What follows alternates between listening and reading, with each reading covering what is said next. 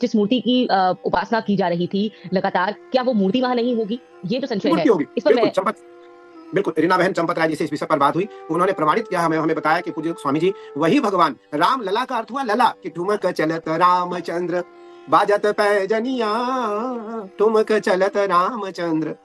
भगवान राम कैसे हैं? एक दिन भगवान राम भोजन करने के लिए तैयार थे। महाराज दशरथ ने कहा, राम आओ भोजन करो। भोजन करत बुलावसी राजा, नहीं आवसी तजी बाल समाजा, कौशल्या जब बोलन जाई, ठुमुक ठुमुक प्रभु चल ही पर आई।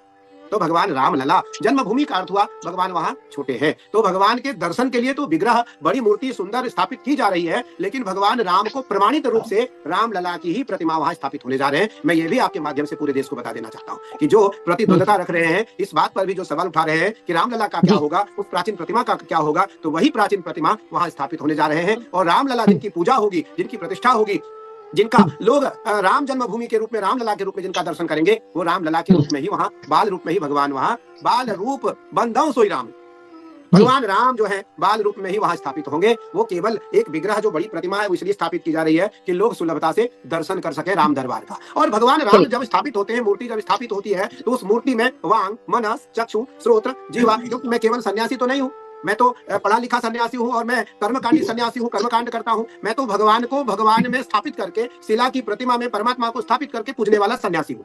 तो उस परमात्मा को जब हम शिला में भगवान की स्थापना करते हैं, तो वहाँ वांग, मन, चक्षु, श्रोत्र, जीवा, घ्राण, पाद, पायु, स्थानी, सर्वेंद्रियाणि, ये जो 14 इंद्रिया है संपूर्ण प्राणियों के अंदर, 5 कर्मेंद्रिया, 5 ज्ञानेंद्रिया, 11वां है मन, 12वां है बुद्धि, 13वां है चित्त, 14वां है अहंकार, 14वां है अहंकार। और ये 14 इंद्रियों को उस मूर्ति में जब स्थापित कराया जाता है, तब भगवान हमारी बात सुनते हैं। हम जो खिलाते हैं वो खाते हैं, हम जब आरती करते हैं तो हमारी आरती को वो स्वीकार करते हैं, हम जब प्रार्थना करते हैं तो हमारी प्रार्थना को सुनते हैं, हम जब कोई अपनी मांग, कोई याचना रखते हैं, तो हमारी याचना को स्वीकार करके वो हमें उसके अनुरूप फल देते हैं।